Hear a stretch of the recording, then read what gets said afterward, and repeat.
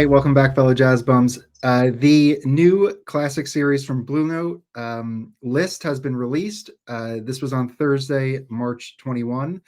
16 titles were announced, so we're just going to take some time to review those titles, talk about them. Before we do that, remember to like and subscribe. We're going to drop a link to the Jazz Bums Discord. Come and hang out with us there. And then we also live stream every Friday, so come hang out with us there as well. With that, I'm going to kick it over to Felipe to get us started. Hey, Mike, Chris, welcome back, everyone, to the channel. Thanks for watching.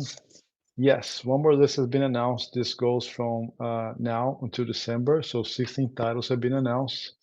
And the classic series, they are cut by Kevin Gray. They are curated by Cem Krusman at Blue Note. Joe Harley just listens to the test pressings. He's not directly involved with the classic series. A different word from Tom Poet, although the quality production, mastering, cutting is the same. So I think it's important to make this distinction so we don't get all the lines blurred there, right? So, and the classic series is an interesting aspect. They always go by sometimes like a time period. They put some records together that make sense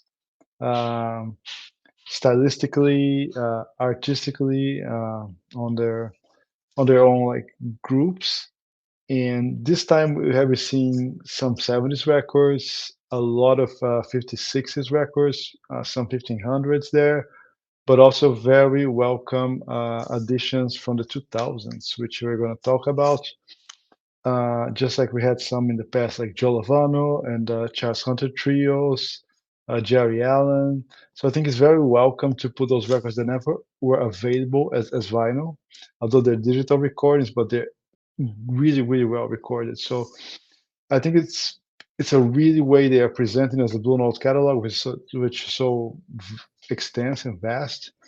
So I think it's a discovery, not only just buying the old stuff that there's out there, but also discovering new things that we weren't even aware of. A lot of people are not. So I think it's a great list, and let's go over it. Cool. Let's do it. All right, so we'll do this the usual way. So we're going to link this announcement, which kind of just hits on all the different titles. So as Felipe mentioned, this starts in May with two titles per month up until the end of the year. So 16 titles in total.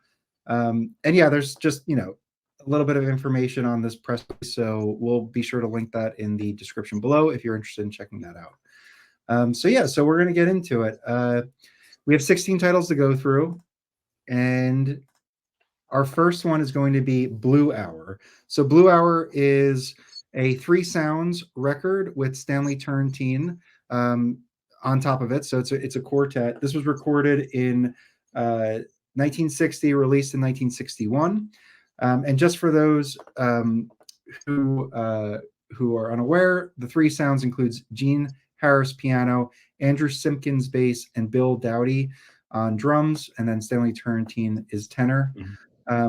Quickly before we talk about this, I just wanted to point out there are 5 tracks on the original LP, so that's what we can expect on this reissue.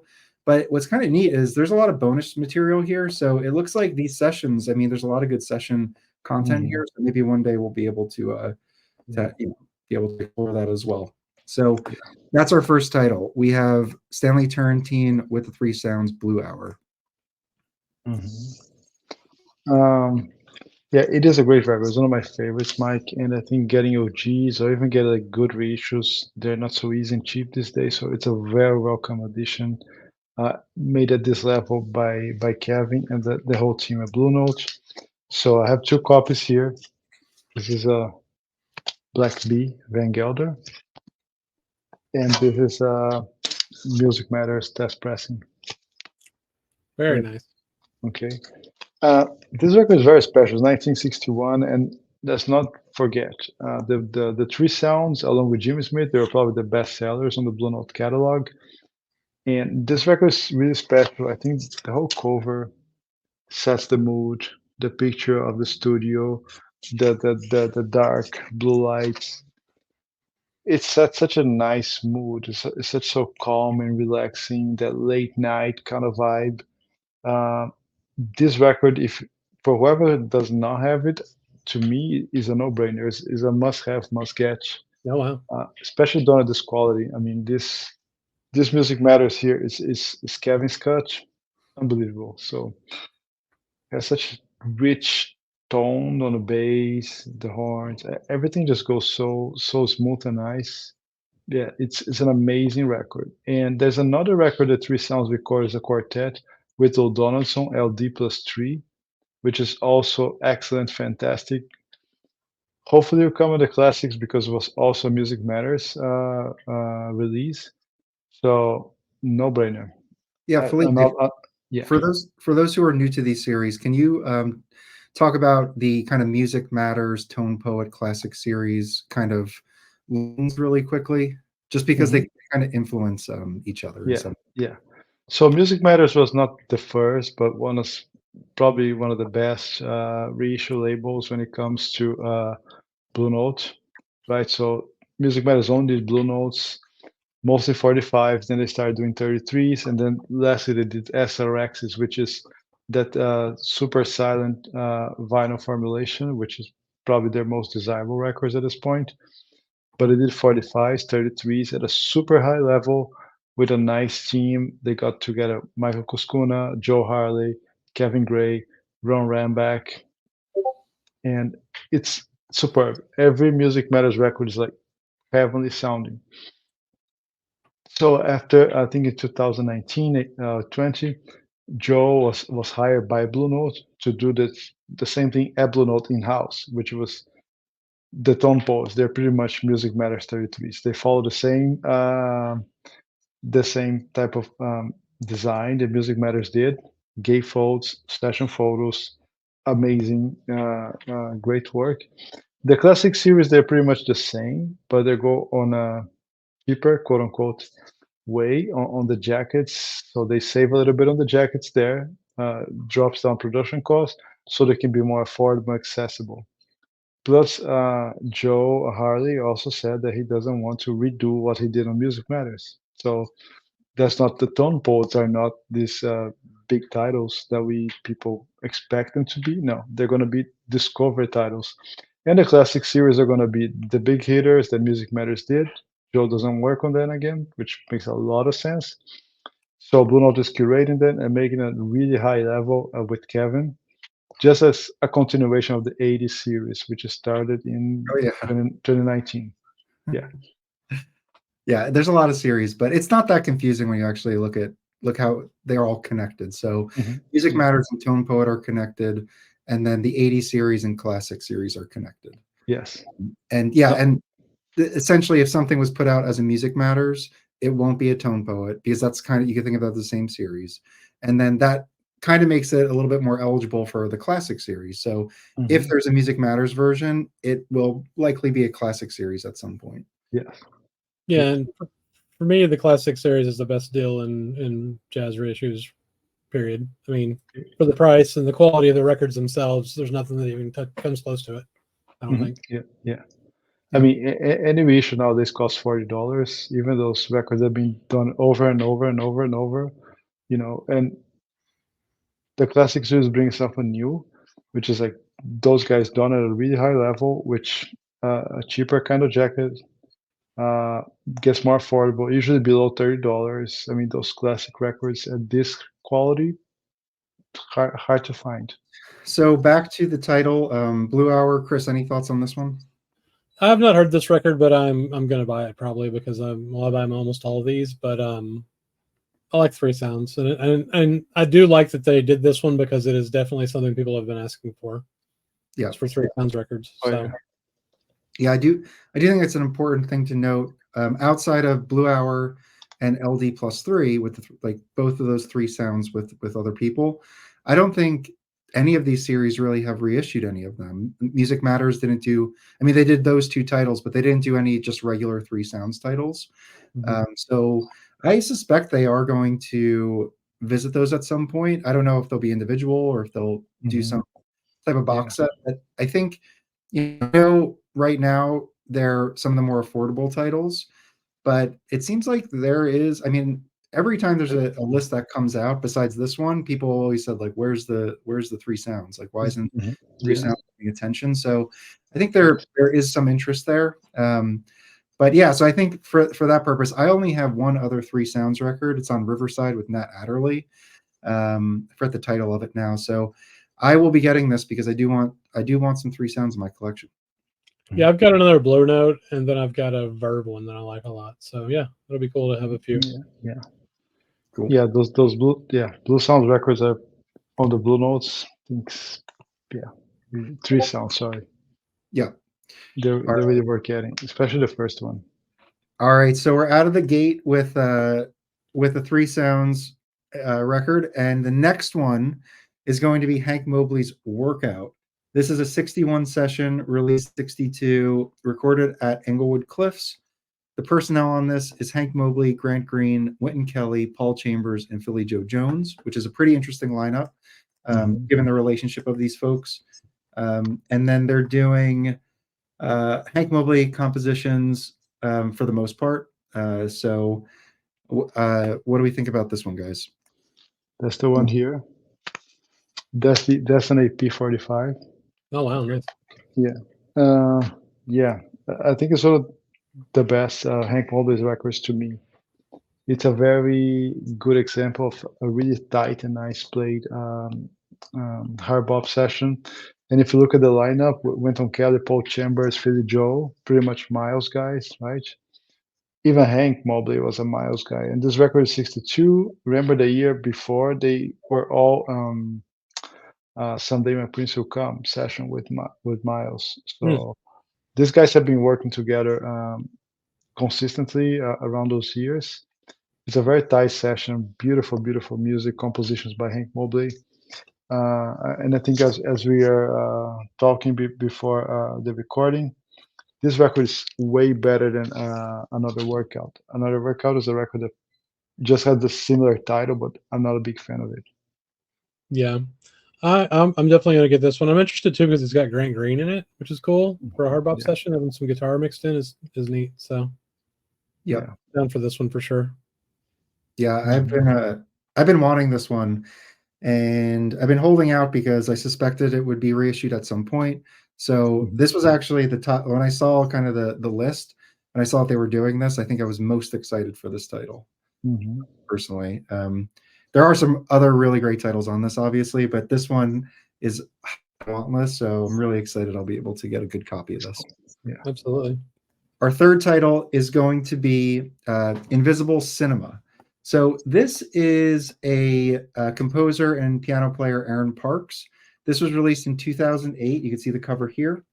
And it was recorded at Brooklyn Recordings. And let's see who's on it with him. So Aaron Parks is playing piano, mellotron, glockenspiel, and synthesizers. Mike Marino is playing guitar. Matt Penman bass, and then Eric Harland drums. And all the compositions are Aaron Parks. So yeah, this one I think is one I was unfamiliar with. I didn't know this title at all. Yeah, I still don't know that record, but I'm going to stream it before I pick it up. Obviously, this might be a good target to get on sale later. Yeah, is this one 2 LP though? No, it's a single. I think. It's a single, okay. Yeah. I have the CD, and I don't have it here to show. I have some few of other his CDs. This was his debut record. This is only one of Blue Note. After that, he went to ECM, and then he's been recording for many other small labels. He's recorded for some Danish music as well. So you listen to this one. I think that the title "Invisible Cinema" is quite interesting. It's about scenes. You can kind of close your eyes and see a movie scene. It's a really nice, interesting. With like themes that keep revolving. It's very, very good. He's a really great composer. He's been playing with all sorts of formations, trio, quartets, rock bands, everything to this day. And I think it's a great record. It's a great title. People should definitely consider it. Also, I think it's a shout out to new artists, new music that's being made, and how I think it's a good example. If you ignore the form, if you just stick with one format, there's so much stuff out there going on. So we really should pay attention to what's going on digitally as well. Yeah, I think this title, I mean, I probably will end up getting this. I am making an effort to explore newer music, new jazz music. And I feel like it's, for whatever reason, I mean, I think a lot of people gravitate to the early stuff, but the later stuff has been extremely rewarding. So I would suspect I will pick this one up. I was pretty happy to see that they included a couple titles that were more recent. So this one I thought was pretty exciting to see as well. Yeah, it's a typical ECM sound. He has an ECM sound vibe, European, for Okay. sure. Okay. Yeah, it's exciting that they're doing these newer ones. I mean, I've enjoyed all the ones they've done so far. Yeah. And I would encourage people to to check these out and see if you like them. And just don't, obviously you can collect however you want, but I'm just trying, if it's unfamiliar, that makes it even kind of more interesting for me to dive into and kind of go down those rabbit holes. And it's been really rewarding. So I just hope other people do that as well. He has a great discography for sure. It's really worth checking everything he did. And we're moving on to the next one, which is also a recent reissue from Jason Moran, 10. So Jason Moran is a musician that I've become familiar over the past year or so. We've kind of explored later stuff. He is definitely somebody that is one of my favorites. He does a residency around Thanksgiving at the Village Vanguard in New York City every year, and he has a double LP of that from like 2018. So I picked that up, and yeah, so Jason Moran is fantastic. If you're unfamiliar with him, he's definitely somebody to check out. This is his album 10, which I'm not familiar with. It was released in 2010, and it says the length here is 64 minutes, so I'm suspecting that this will be a double LP. It is. Yep. And what does it say here? It was titled to celebrate the T.R. Moran's trio, The Bandwagon. So he has a couple records and a group called The Bandwagon. And on that, it includes Taris Mateen, Nishit Waits, Jonas Moran, and Malcolm Moran are on vocals on track 13. So it's a trio with Jason Moran. Let's see what else. The other thing to note, these I think are mostly all his compositions. He does a Monk song. He does gangsterism over 10 years. So Jason Moran, gangsterism is a theme that he falls back to. So I don't know if it's every single one of his records, but he has a gangsterism like at the Vanguard, gangsterism at X. So it's like a familiar kind of theme for him to revisit. So that's really cool to see on here as well. So any thoughts on this one, guys? Well, I'm surely getting it. I'm not familiar with the title, but I'm getting it for sure. Sorry, Chris. No, I was going to say the same thing. This is one of the ones I'm most excited about. The other cool thing is these two, the Aaron Parks and this one have never been released on vinyl before. They've only been on CD, so that's pretty cool too. But I'm definitely in for anything Jason Moran has that's getting released. I'm going to buy it, basically. Yeah, we a trio record, right? Like I don't think all the stuff I have of his is not that format, right? Like that recent one, I forget the name of it. It was that was I think a fairly larger orchestration. I forget the name of it now, but that one's pretty cool. And yeah, we've all been kind of getting into him recently, so this was a really great choice. I feel like I'll definitely pick this up. Yeah, it's worth getting for sure. Yeah. All right. Yeah, I'll even probably pre-order. I won't pre-order, but I'll get it the day it comes out, probably. All right. Then we got a big title here, The Magnificent Thad Jones.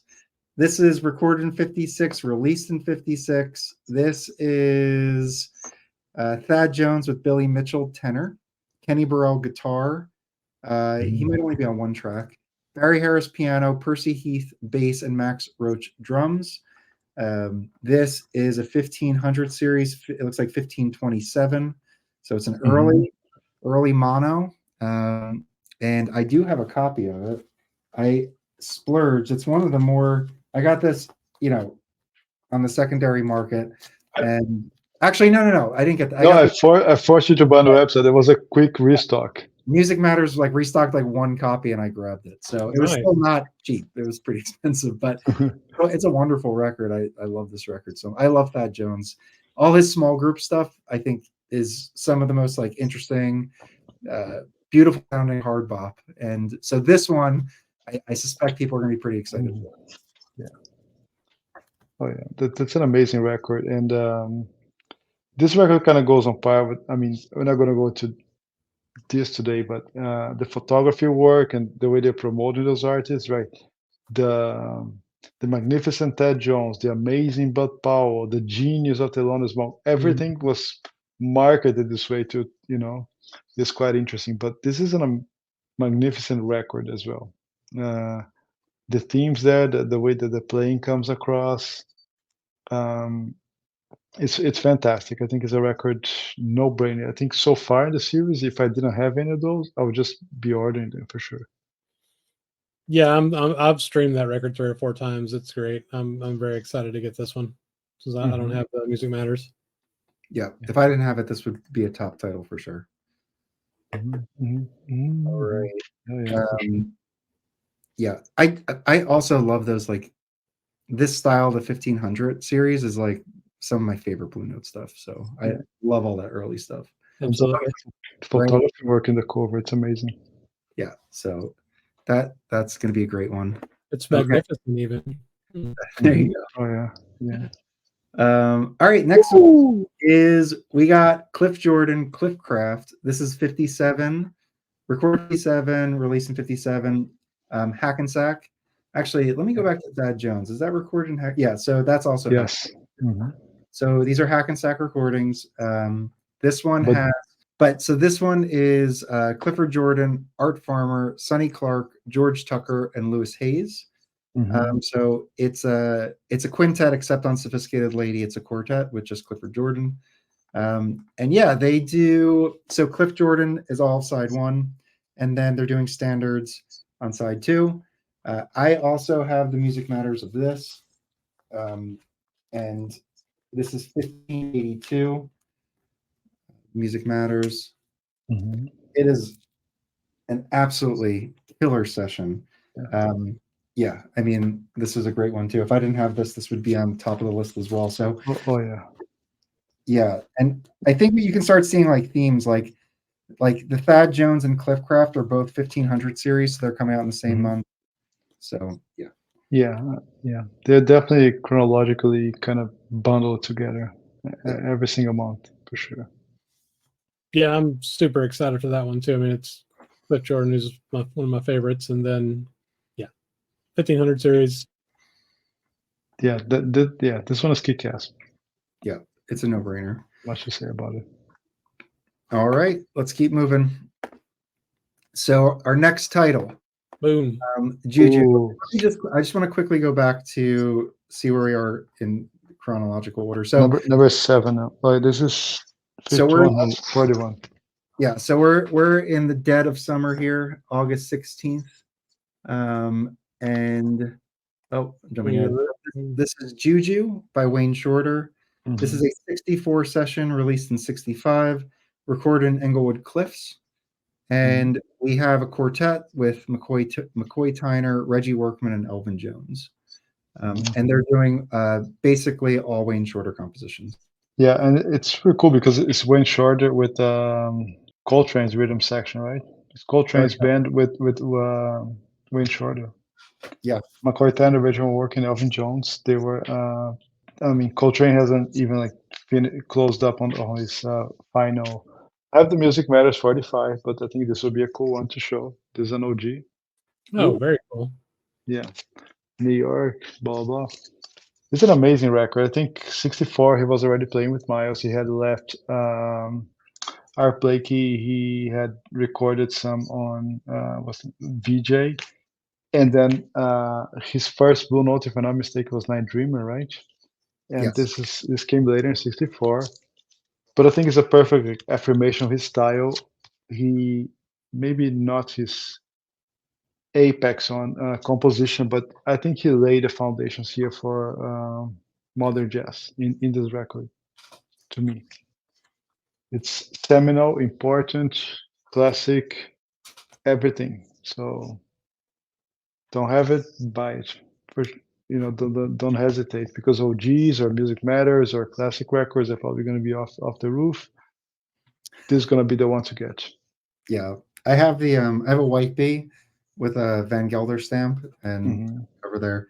It sounds fantastic. So I probably won't be getting this one because I have this copy. But Yeah. if I didn't, I certainly would be picking this up. Yeah. So yeah.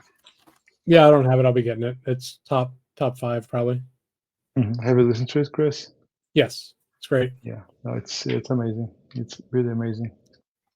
All right. Let's move on to our next title, which is Lee Morgan, The Gigolo. This is 65 session, released 3 years later in 68. You have Mhm. Lee Morgan, Wayne Shorter, Harold Mayburn, Bob Cranshaw, and Billy Higgins. Mhm. And yeah, they're doing Lee Morgan compositions, except for, a couple for one standard. And a Wayne Shorter track as well. Mhm. Speedball, which I think that's on Stanley Turrentine does that on his CTI record Cherry. I think Speedball's on there. You're right. So, If you're familiar with that. yeah, but I think Lee either closed or opened all his concert with Speedball. Okay. Yeah. Yeah, All this one's another really exciting one for me. I kind of got tired of Lee Morgan there for a bit because there's just so much stuff coming out. But every time I Yeah. listen to one of his records, it's insane. So Yeah. definitely gonna get that. Yeah, this is an outstanding one, Chris. Gigolo came in that period after Sidewinder, so all his titles are more like related to like street names like Gigolo, Raja, Cornbread, things like slang from the street and the hustling. So Gigolo is a great title. Such a cool This, cover. yeah, this is the Music Matters. It sounds unbelievable. It's a great record, beautiful. I think again also must have. Yeah. What can I say? Because they really nailed it on this session. Yeah. Yeah. All right, cool. All right, we're about halfway through the list. And the next two are going to be live sessions. So this first one, very excited about this one. This is Yuta Hip at the Hickory House, Volume 1. This is Blue Note 1515, if I'm reading that right. This is a 56 live session at the Hickory House, released the same year. Let's see who she's playing with. We have Peter Ind on bass and Egg Thigpen drums. Mm-hmm. Yeah, and Van Gelder was the recording engineer at the session. So what do we think about this title? Yeah, that's the one, Volume 1. There's Volume 1 and Volume 2. My Volume 2 is a Japanese pressing, is a King. This is my Volume 1, which is a promo Lexington. Wow. Woo! This thing smokes. Yeah. What can I say? I'm a huge fan of Yuta. I think not only for her music, her tone. I think her life story is quite compelling and so relatable in a sense. And I think her music sort of shows through. 1530, the one Zoot Sims, is still my all-time favorite record on Blue Note catalog, probably. But this one is just so intimate. You can hear the band talking, you can hear the silverware. It's just unbelievable. It's unbelievable. It's a record. It's so rare to find. I think when was the last reissue? Like 70s, probably. Mm-hmm. Blue Label. So to have a record like this available, cut by Kevin Gray, for like less than $30, I'll say it's a steal. Yeah, it's a no-brainer. I mean, these 1500 series are just always a killer when they Yeah. put them out in the classic series. It's great. Yeah. And for whoever listened to her record Zoot Sims on the 80 series, cut by Kevin, it's just, oh my gosh, it's heavenly. It is. All right. Are you going to get that one, Mike? That's one of my top picks, I think, for this batch. And then, as mentioned, this is Volume 1, and Felipe mentioned that there's Volume 2, so hopefully they'll complete the set, because I think there might be a Blue Note 10-inch of hers, but besides that, I think the Zoot Sims and these two Hickory House are pretty much her 12-inch output. Yes. Along with the Zoot Sims, yes. And then there's a 10-inch, and then there's stuff she recorded in Germany. Yeah. Which is available in a very nice CD box. I think it's like 6 CDs. Cool. Yeah. All right, let's move on. So the next one of that month is going to be Gene Harris and the Three Sounds. I didn't realize Three Sounds were on this too. So we have another Three Sounds with Gene Harris live at the It Club. This is 1970s recording, but only first time release was in 1996. I am totally unfamiliar with this. It's Gene Harris, Henry Franklin, Carl Burnett. Oh yeah, okay. So Gene Harris is like heading this in the Three Sounds. That's kind of weird how they frame that up. That kind of messed me up for a second. Okay, so it's just Three Sounds, and yeah, it's 60 minutes. So this is going to be a double LP. And what do we think about this one? I think it's an interesting choice. I don't know. I haven't heard it, so I don't know. I think it's a nice session, Mike. I think it could be like a good intro to the Three Sounds, and perhaps more Three Sounds to come. It's interesting. It's been a while we don't see Three Sounds, and all of a sudden, the same year, had 2 Three Sounds records, which I think is cool. 2 different presentations: the Three Sounds period, the Three Sounds eternity. I think it's good to get people familiar with it, and hopefully to have more titles because they have some really killer stuff. Yeah, it's going to be a stream at first for me, probably. Yeah, me too. Our next one is Art Blakey and the Jazz Messengers, A Night in Tunisia. This is a 1960s session released in 61. This is at Englewood Cliffs. And the lineup is Art Blakey, Lee Morgan, Wayne Shorter, Bobby Timmons, and Jamie Merritt. That's the classical. I mean, I have a copy of it over here.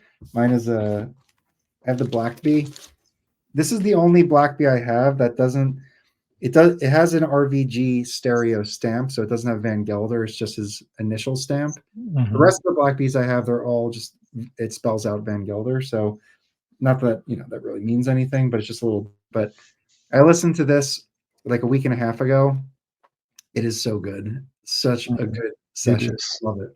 Yeah, it's I got the Music Matters, so I won't be buying this, but it's probably my favorite Messengers record. I mean, it's just a smoke show. It is. Yeah, it sounds very raw and urgent, and I think side B is so different from side one. I think sound one is a lot more like in your face. Side B is a little more laid back, long solos by Wayne Shorter. That's how I feel. And again, it's a classic, right? Everybody should get a copy. I have the Music Matters that Chris has, but this guy, there's an OG as well. Very cool. Yeah. I just found it funny how on the second line they read like jazz math. Right? Yeah. But yeah, it's important, it's historical, it's a landmark. Yeah, another record that's highly in demand. Not so hard to find. OGs don't go for a lot of money, but again, for this price, done the way they are done, no brainer too. Absolutely. If you're building your collection, those are the ones to go for sure. Yeah. I do love that cover. The design is great. So our next title is Donald Byrd Royal Flush. This is recorded in 61, released in 62. We have Donald Byrd, Pepper Adams, Herbie Hancock, Butch Warren, and Billy Higgins. And they're all compositions by Donald Byrd, except for 2. There's a Herbie Hancock Requiem, and then there is I'm a Fool to Want You, which looks like Sinatra has a credit on that, which is cool. So what do we think about this one? I'm really excited about this one for sure. I've been wanting this record for a long time. I've streamed it several times. That is my favorite Donald Byrd record. I think that pair, the Fuego and the Royal Flush, they're killer. And yeah, Fuego, if I'm not mistaken. Oh, this one here, of course. Yeah. This was the first Herbie Hancock session for Blue Note. Yep. And it's got Pepper Adams on it. I mean, what do you want? Yeah. This is absolutely lovely, killer. Great stuff by Donald Byrd. It is my personal favorite. I know that people love Birding Fly, Chant, so many others, but to me, this is the one. That's the one. Very nice. So this was when Herbie was playing with Byrd. I mean, before he went to Miles, obviously, right?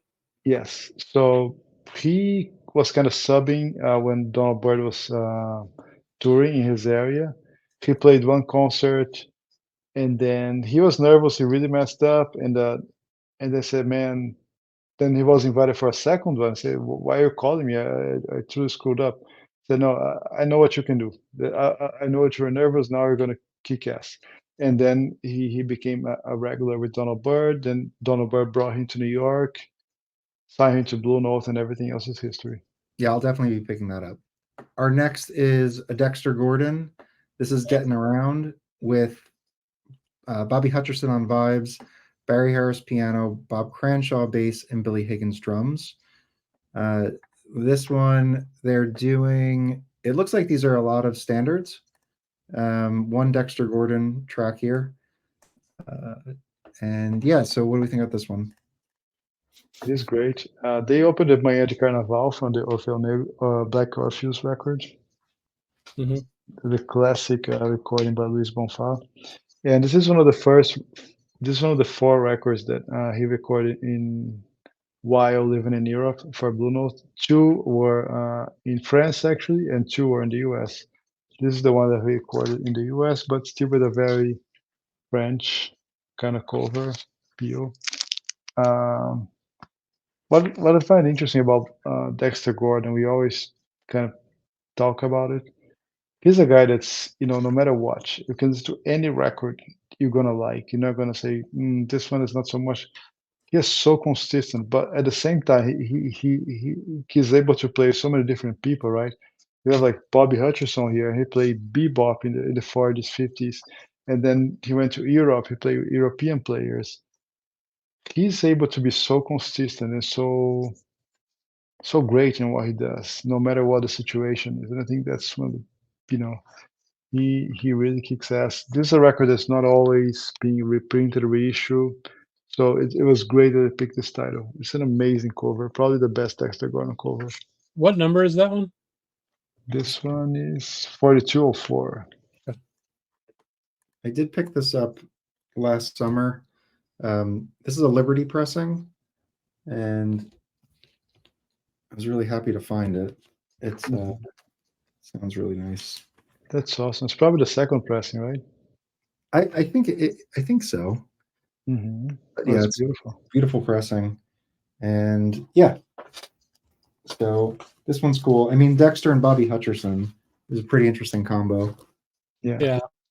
Yeah, this is a no-brainer for me. Dexter's my favorite tenor sax player, so I'll be getting that the day it comes out for sure. Mm-hmm. Yeah. All right. We have 3 more. So let's keep going. We have Wahoo by Duke Pearson. This one, I don't know. I've always seen this one come up. It's always very expensive. I think it's just an expensive record. Any pressing. This is with Donald Byrd, James Spaulding on alto and flute, Joe Henderson on tenor, except for track 3, Bob Cranshaw bass, Mickey Roker. All compositions are by Duke Pearson, and yeah, it was recorded in Inglewood Cliffs in '64, released '65. So I don't think I've ever actually streamed this one. I'm not totally sure about this, but I know Duke Pearson has a pretty wide range in terms of like the groups that he records with at Blue Note. This one seems like it's a smaller group, which definitely appeals to me. So I'll definitely be checking this out. Yeah. Yeah. I'm gonna get this one. It's one of the few on the list that I don't have. I mean, the Music Matters just got too expensive. I don't want to pay that much for the Music Matters. Yeah. And the OGs too are not so easy to find in good condition. And this is an amazing group, amazing lineup there. It is really good mid 60s type of jazz, not post bop or hard bop or free, just Duke Pearson. So you know what you're gonna get. But as Mike pointed, in the small ensemble, I think it's really great. Good title. I'm totally getting this one. Yeah, I feel the same way. I mean, I got that last one, the Tone Poet, I guess, that came out several months ago, and just amazing, man, just so good. So I've never streamed this one either, so it'll be interesting to dive into that one. Yeah. Oh, All All right, let's keep going. We have two more. The next one is Drives. This is a Lonnie Smith record from 1970, recorded at Englewood Cliffs. He has Dave Hubbard on tenor, Ronnie Cooper on baritone sax, Larry McGee guitar, and Joe Dukes drums. And he has a couple compositions on here. Yeah. So I am pretty unfamiliar with this title. What do you guys think? I'm not familiar with that title, but I'm very excited for it just because of the drummer Joe Dukes, and then Joe Henderson's on it. So and Lonnie Smith, right? Those Lonnie Smith early 70s records are really, really amazing. Yeah, I might go yeah, for he's this like one as well. super funky organ player. Yeah. He released his last record 2 years ago, right before he passed away, on Blue Note. Yeah. And it's the kind of records, not sure how many they press, if they press that many, or they're not so, you don't see them every day, right? You might go to a store, perhaps you're going to see like an early Blue Train on a store than a Lonnie Smith record. Yeah. So I Yeah, think it's I good. They will- also Yeah, I was just going to say, get Club at live at Club Mozambique. Mozambique if you're going to get into Lonnie Smith. Get that one first. Yeah. That record is killer. Yeah, I think that record is a great sample of his work. And the Tone Poet's really good too. The Tone Poet, which is a later recording. And our final title, we're going to end it with Grant Green, Visions. So this is 1971, released in 71. We got, looks like a septet. Grant Green, Billy Wooten vibes, Emmanuel Riggins, electric piano, Chuck Rainey, electric bass, Idris Muhammad drums, Ray Armando on conga, and Harold Caldwell on drums. This is, what is he doing? It looks like they do some Mozart. That's kind of interesting. They do, what else? Some Ben Dixon. So it's all, they're doing standards. Well, it's not the standards. Like, does anybody really know what time it is? It's a Chicago song. Okay. Oh, right. Yeah. Okay. So they're doing Yeah. modern stuff as well. Yeah. Sounds like fusion. Well, yeah. I mean, Never Can Say Goodbye is a great soul hit from the 60s as well. Yeah. I streamed some of this one, man. I don't know. I'm gonna have to stream the whole thing because I wasn't super jazzed about this one when I was streaming it. Personally. Yeah. I have a sample of this one. I have to say. The cover's better than the music. How about that? In my opinion. Cover's pretty great. Cover's cool, yeah. Absolutely. Yeah. I'll check this one out, but I probably won't be picking this one up. But I don't know. I'll see how it is. Yeah. I mean, that cover of Never Can Say Goodbye is really good, but I don't know. So that is the 16. What we usually do is kind of put a collage of the records together, kind of see what people's top picks are. There wasn't really a consistent number one. I think a lot of people mentioned You to Hip, but it was kind of all over the place. So it seemed like maybe a little something for everybody, depending on, what you're interested in. But before we get out of here, do you guys want to pick your top ones? Yeah. So for me, top, I'm going to pick 4, I guess. Jason Moran's one of them. Magnificent Thad Jones,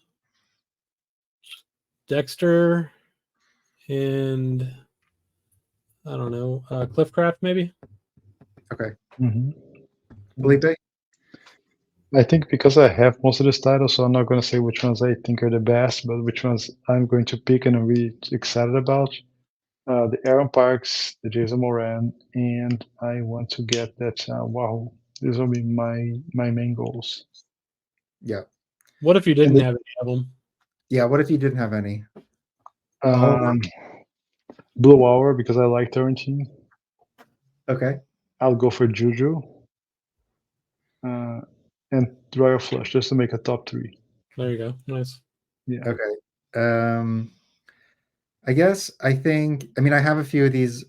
So, but I think the top picks on for me, I think the Jason Moran, definitely.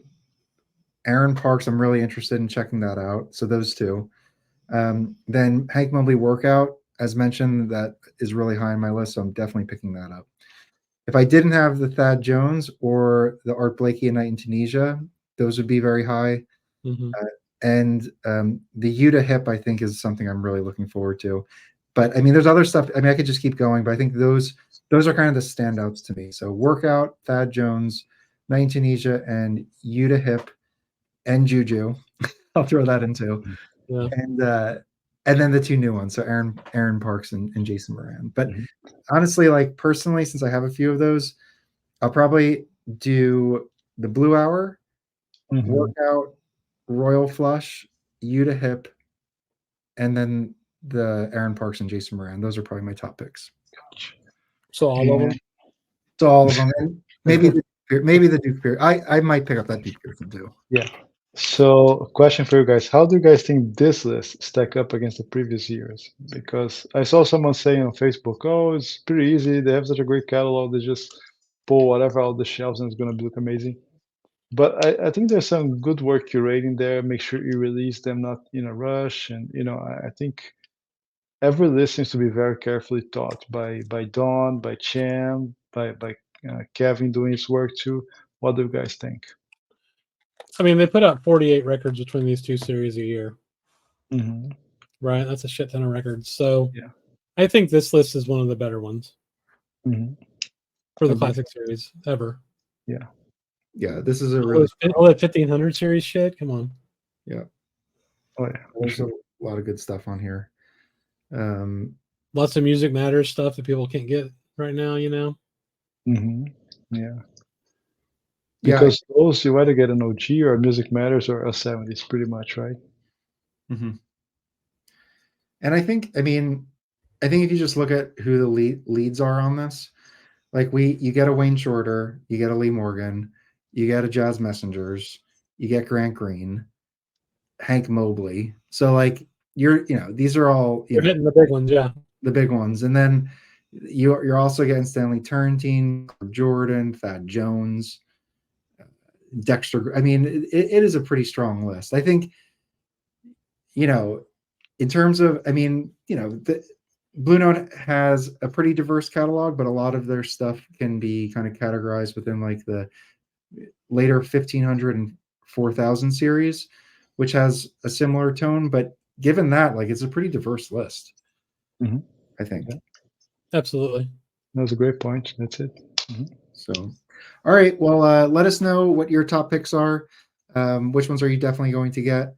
Remember to like and subscribe, and we'll see you guys next time. Thanks, everybody.